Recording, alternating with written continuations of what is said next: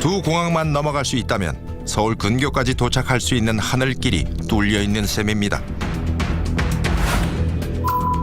백길도 많습니다.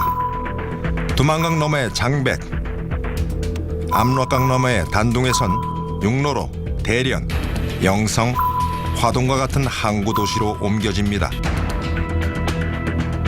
이후 인천, 평택, 항만까지는 부산보다도 가깝습니다.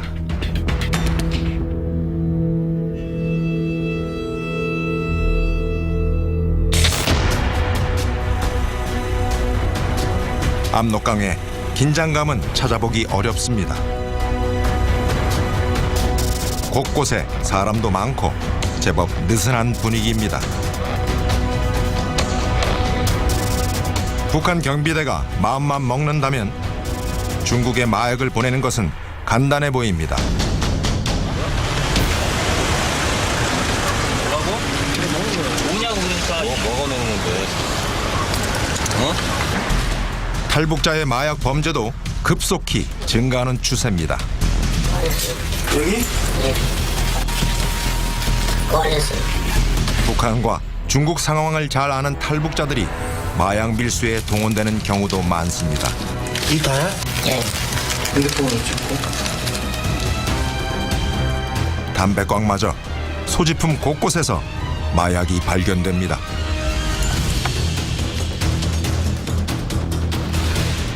북한 사람을 마약을 기른다. 제가 필요하다 하면 이제 지금 대부분 이제 북한 브로커들 있죠. 네, 그 사람들한테 부탁을 해요. 그 사람들이 아니면 북한에 있는 직계 가족들이 뭐 이제 전화 쓰는 사람들이 있으면 그 사람들한테 부탁을 해요 미리. 다 국경님들 끼고서 하는 거니까 3kg 보낼 수 있냐 이렇게 미리 다 약속을 해요.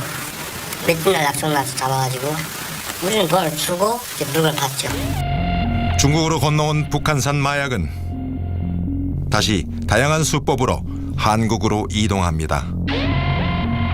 조리오는 방법이 상당히 고도화되고 지능화되어 있다고. 공해상으로 뿐만이 아니라 그 문화재, 그 다음에 농수산물에 이렇게 흡입시켜가지고 심지어는 그 눈 안약, 그 노트북 뒤쪽에 배터리 거기도 그렇게 이제 음악지 말아가지고 하는 케이스가 있거든요. 그 다음에 그런 선박을 이용하든지 아니면은 보따리상, 그 보따리상은 수시로 블라디보스톡이나 이쪽으로 그러니까 또 나가면 훈춘이나 블라디보스톡이니까 네. 다이렉트로 들어오시는 거예요. 북한산 마약 단 1g이면 33명이 환각에 빠집니다.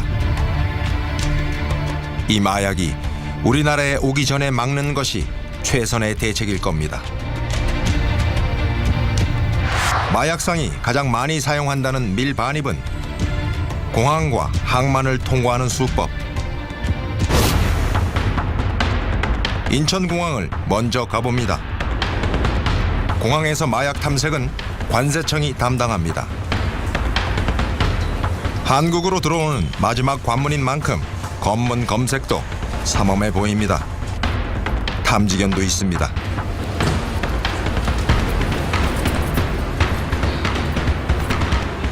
공항 곳곳엔 마약류 반입에 대한 경고가 눈에 띕니다.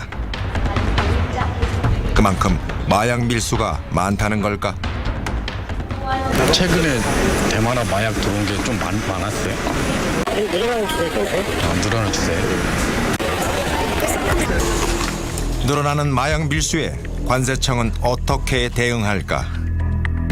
수화물은 전부 엑스레이 화면을 눈으로 검사합니다. 만약 마약을 직접 소지하고 이곳을 통과한다면 어떻게 될까? 얘는 뭘 감지하는 거야? 이거는 무령 정도 부족한 점이죠. 부족한. 마약이랑 숨겨보면 얘는 못하는 거 아니야? 이거는 이제 마약은 바로 안 나와요. 안 나와요. 근데 손으로 직접 들어가요. 금속 탐지기에 안 걸려 사람 손으로 찾을 수밖에 없는 상황. 그나마 문제는 또 있습니다. 모든 사람 다 검사하게 되면 인력이 부족해서 검사를 안 하냐? 모르는 사람 어떻게 보는 거야? 그 5,800만? 여기까지 얼마? 그분들 다 검사하면 법무부에서 못 나옵니다.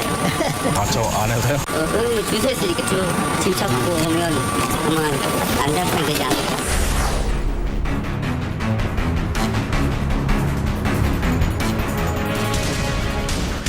항만의 사정은 다를까? 평택부두엔 유독 중국에서 오는 보따리상이 많습니다. 때마침 한국으로 들어오는 짐꾸러미의 경로를 알아보겠습니다. 마약 탐지견은 늘 검색대를 지킨다고 합니다.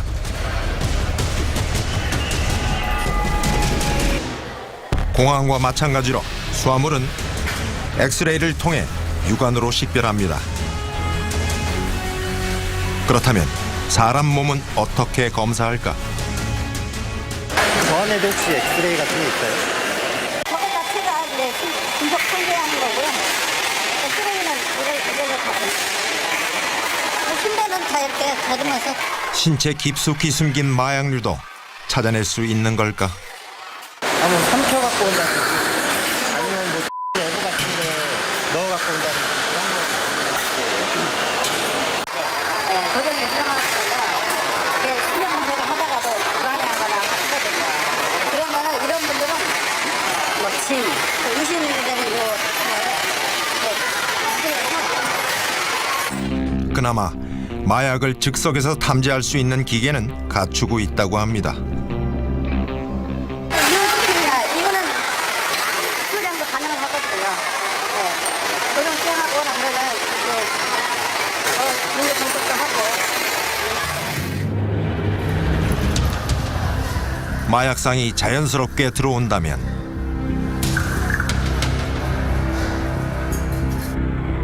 정밀 검색도 피할 수 있다는 얘기입니다. 대검찰청에 따르면 우리나라 마약 사범은 큰 폭의 변화가 없었습니다. 그런데 세관에 적발된 마약은 최근 매우 높은 수치로 증가했습니다. 작년엔 전해에 비해 무려 8배가 넘었습니다.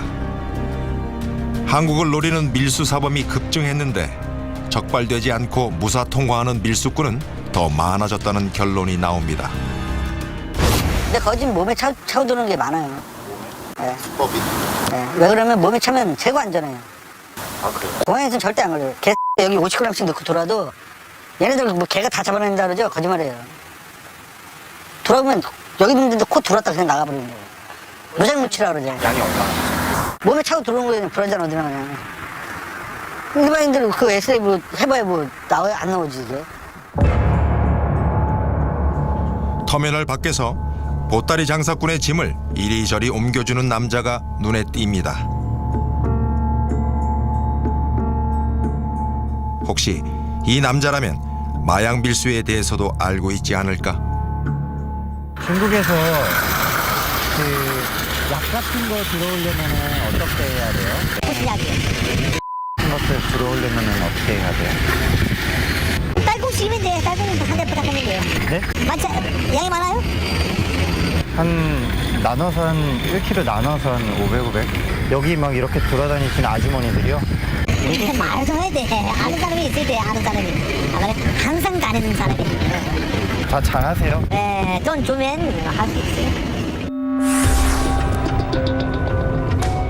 북한 마약의 한국 반입 경로를 추적하던 중 20년 경력의 마약상을 조심스럽게 만났습니다. 그가 알고 있는 것은 무엇일까? 초짜들 해갖고 일반인들 해갖고 유학생들이랑 뭐 그냥 뭐 아줌마들이 아르바이트를 많이 해요. 지금 아줌마들이 주부들 한 번 갔다 오면 50만 원씩 100만 원씩 그냥 일반 주부들 뭐 가정 뭐 어디 가정부당 가면 훨씬 낫잖아요. 몸에 차고 들어오는 거에는 불안전 어디 나가냐. 일반인들 그 SA로 뭐 해봐야 뭐 나와야 안 나오지 이게. 마약상들은 무역을 가장해 더욱 과감하게 마약 밀수를 감행하기도 합니다. 이 기계는 작년 7월 세관을 버젓이 통과한 제품입니다. 하지만 그 안에는 무려 112kg, 시가 3,700억여 원어치의 필로폰이 숨겨져 있었습니다. 경찰은 90kg의 마약을 압수했지만 22kg은 이미 시중에 유통된 상태라고 밝혔습니다. 압수한 수량만 해도 300만 명이 투약 가능한 분량입니다. 그래서 전국으로 쪼개지는 거예요, 이게. 딱 위에서 선이 한 명이 있어요. 딱, 니네는 배당 몇 킬로, 몇 그램, 이런 식으로 다 찌른다고. 이게 이제 전국으로 싸게 서울로 올라오고. 근데 서울에서 지금 물건이 내려가요. 부산 다시. 지금은. 부산에서 올라가고 그랬는데, 거짓 모든 것은 서울에서 해서 내려가요. 요즘에는. 북한에는 정권과 별개로 마약 밀매를 하는 사조직도 있다고 합니다. 경찰에 적발된 한 북한 마약 조직은 주부나 유학생 등 일반인을 고용해 마약을 우리나라로 운반했습니다. 이 조직과 연계된 한국의 자금책과 판매책은 일명 던지기 수법을 통해 여러 단계를 거쳐 전국으로 마약을 퍼뜨립니다.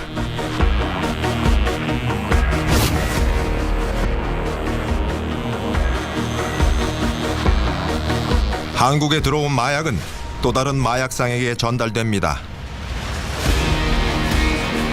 이를테면 중간 도매업자 정도 되는 셈입니다. 국내 마약상이 필로폰을 대량 구입한 실제 모습입니다.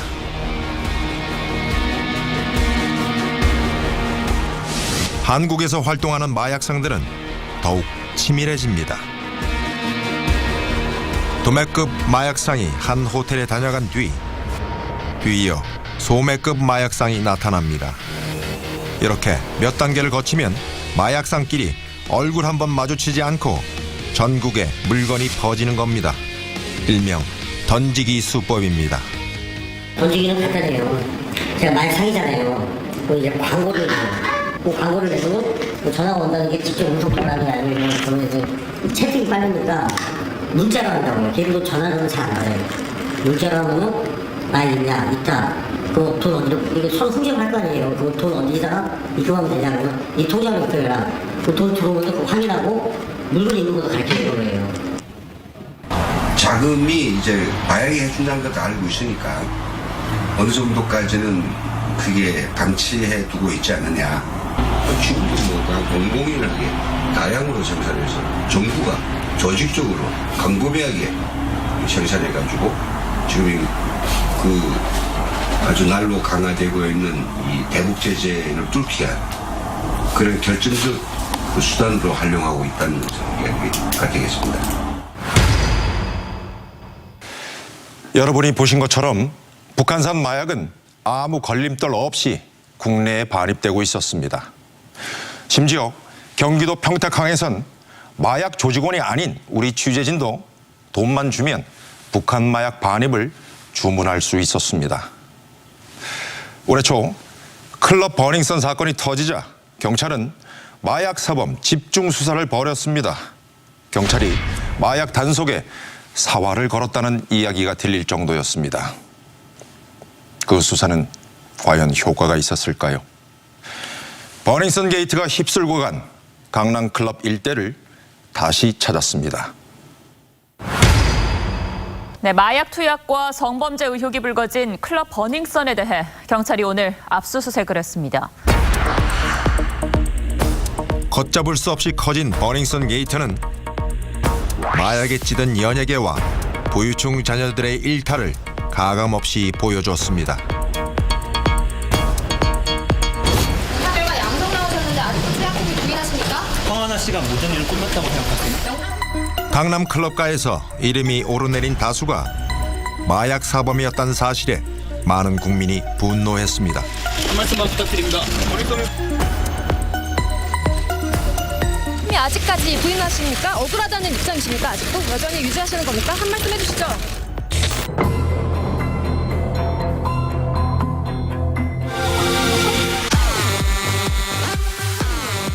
유명 가수 박유천이 구속된 지 2주 뒤 강남의 한 클럽을 다시 찾았습니다.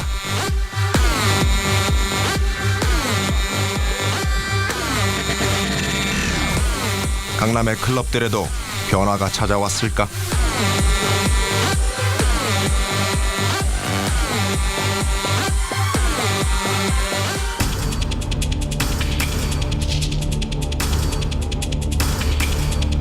강남 유흥가의 한 약국.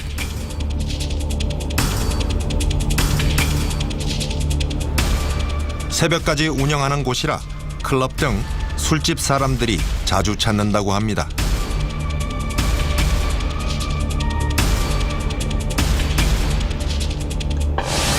자세히 보니 이 약국엔 특히 많이 팔리는 상품이 있습니다.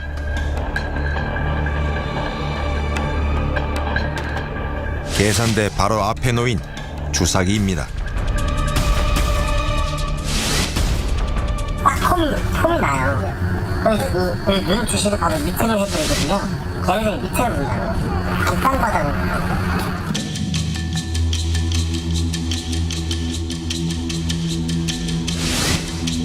주사기를 사자마자 얼른 약국을 빠져나가는 사람도 부지기수.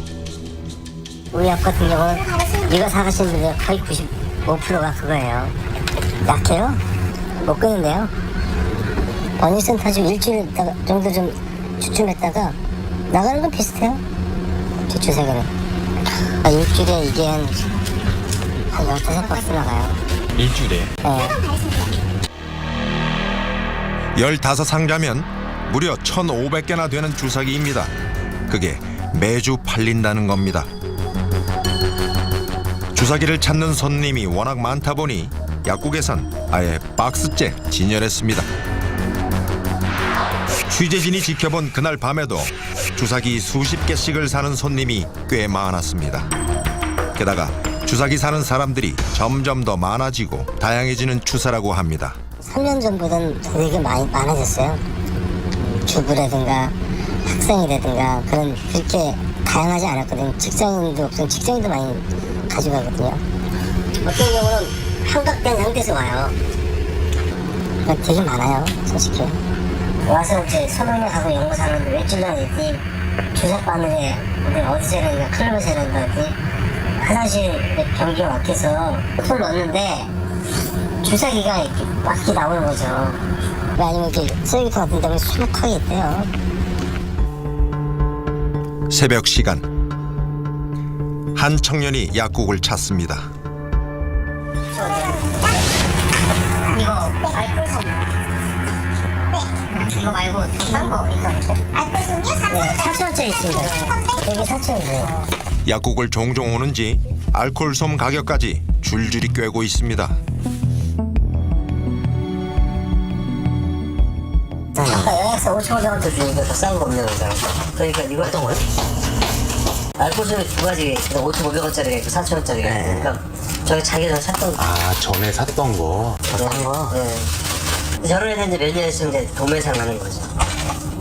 마약 범죄 적발이 잇따른다는 소식은 강남 유흥가에 어떤 영향을 미쳤을까? 아, 이거 뭐, 뉴스에서 뭐, 박유천의 다리털로 뭐, 그게 나왔다 그러니까, 사람들은 뭐, 아, 이게 뭔가, 머리만 뭐, 예전에는 막 머리를 염색하고 뭐, 탈색하고 이렇게 하면 아마 안 나오는 줄 알았는데, 뉴스에서 뭐, 박유천의 다리털로 뭐, 그게 나왔다 그러니까, 머리를 탈색하는 정도가 아니고, 그냥 온몸에 있는 털을 다 왁싱하더라고요, 지금. 세계 주요 국가들은 마약 사범들을 어떻게 처벌할까요? 노르웨이, 덴마크, 몽고 등 9개국은 최고 25년형, 캐나다, 파키스탄, 헝가리 3개국은 최고 무기징역입니다. 중국을 포함 리비아, 라오스 등 14개국은 최고 사형을 내리기도 합니다. 일본이나 미국은 중국보다는 약하지만 초범이라도 최고 10년 이상 징역을, 재범은 무기징역까지 처벌합니다. 우리나라는 어떨까? 마약 사범 대다수가 5년 이하의 징역 또는 5천만 원 이하의 벌금형에 처해집니다. 초범은 기소유예 등으로 처벌받지 않는 경우도 많습니다. 그 사람들은 의도적으로 하는 사람들이기 때문에 그 한 사람의 공급책 때문에 수많은 사람이 중독이 되니까 엄벌에, 지금보다 훨씬 더 엄벌에 처해야 되는데 우리나라는 그런 공급자에 대해서는 그렇게 처벌이 투약자와 그렇게 크게 차이가 나지 않는 것 같아요. 중국에서는 그래서 사형에 처하는 이유가 그 한 사람의 공급책 때문에 수많은 사람이 중독이 되니까 나라가 망하는 거 아니에요. 근데 그런 개념이 있어야 돼요. 엄격하게 유엔에서도 하는 게 공급사범에 대해서는 더 엄격하게 해라. 그래서 한 번 잡히면은 재기하지 못하도록 완전히 쉽게 얘기해서 뭐 재산을 다 압류해서라도 다시 재기하지 못하도록 만들어라. 공급사범은 철저하게 잡아내서 엄벌에 처하라는 게 유엔의 권고사항이에요. 경찰 단속을 비웃기라도 하듯 마약을 놓을 때 사용하는 주사기는 지금 이 시간에도 유흥가 앞에서 수십, 수백 개씩 무더기로 팔려 나가고 있습니다. 그리고 그 상당수 주사기 안으로 북한산 마약이 빨려 들어갈 것입니다. 10년 넘게 마약 밀매를 했다는 한 제보자는 북한산 마약이 계속 늘어나고 있고 국내에 팔리는 마약의 40%가량이 북한산일 것이라고 추정했습니다. 정부 당국은 우선 실태 파악부터 철저히 해야 합니다. 그래서 북한산뿐만 아니라 모든 마약의 통로로부터 국민을 안전하게 보호해야 할 것입니다. 끝으로 마약 범죄자에 대한 솜방망이 처벌과 봐주기 수사, 이젠 사라질 때가 됐습니다.